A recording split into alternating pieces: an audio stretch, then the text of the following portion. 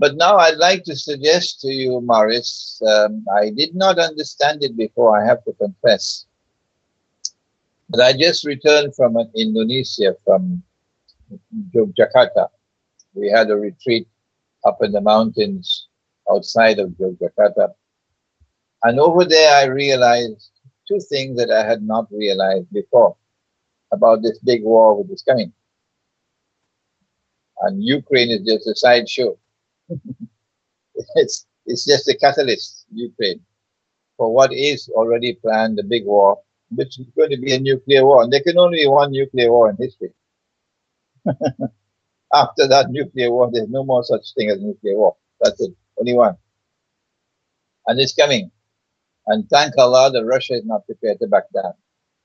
What I realized while I was in Indonesia was that I had mentioned to you previously the prophecy of Prophet Muhammad, Allah's blessing be upon him, in which he said that the river Euphrates will uncover a mountain of gold, and the people will fight for that gold. And 99 out of every 100 will be killed. And everyone will say, I am the one who will survive.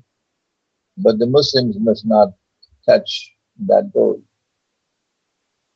About 2 or 3 years ago, I interpreted the studies to be religious symbolism. And I said that the mountain of gold is actually an ocean of oil underneath the river. And that ocean of oil is one day destined to function as gold. And that's what happened in 1973, when Kissinger made the agreement with Faisal.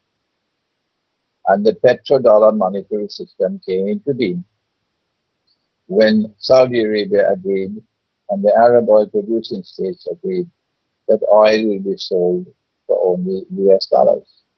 The petrodollar monetary system came into being. And so the mountain of gold actually represents the petrodollar monetary system.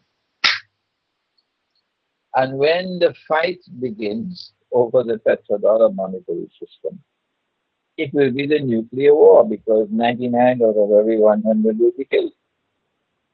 So I realized for the first time last month that the Malhama, or Armageddon, will actually be a war for the survival of the petrodollar monetary system. And Russia is leading the effort with BRICS to create an alternative monetary system. And so what we are seeing now is a struggle by the Western world, the Zionist-controlled Western world, a struggle which will end in nuclear war to preserve their bogus and fraudulent petrodollar monetary system. The new thing I also learned is that petrodollar monetary system will not to the big war that's coming. No, because Israel will survive that big war with large stocks of gold intact and with the capacity to still impose its political and military and economic dominion over the Arabs. But then how will the petrodollar monetary system and the bogus monetary system that emerges under Israeli rule, how is it going to be challenged? Who will challenge it? The answer is, and I just realized this last month, our prophet has also made another prophecy. And I quoted this prophecy some 20 years ago in my book entitled One Jamaat, One Amir, that in the end time, the earth will vomit from its liver columns of gold and silver. I knew this 20 years ago, but I never understood how the vomiting will take place. until I went to Indonesia earlier this month, not last month. And while I was in that retreat in Indonesia, someone mentioned that Indonesia has a lot of active volcanoes. And in the island of Java, you find many Indonesians who are constantly digging for gold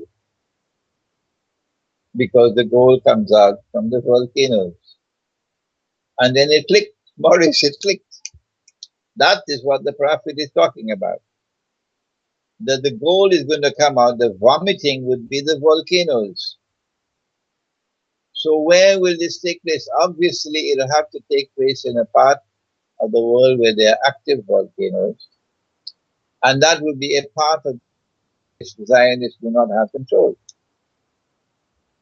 The only part of the world which qualifies is Indonesia. There are so many active volcanoes from Sumatra all the way down to the end that they actually call it a ring of fire. So the collapse of the monetary system will come when, by divine providence, huge amounts of gold will come into the world which are not under the control of the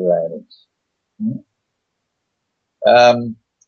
I therefore I'm looking forward now with more hope and more enthusiasm to the conclusion of this mysterious events unfolding in the world now.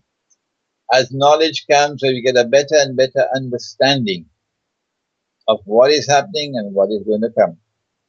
And there is hope for those who stand up for justice over injustice and over oppression. That in the final, in the end, justice will be supreme in the world and truth will triumph over falsehood. And the Zionists are going to bite the dust.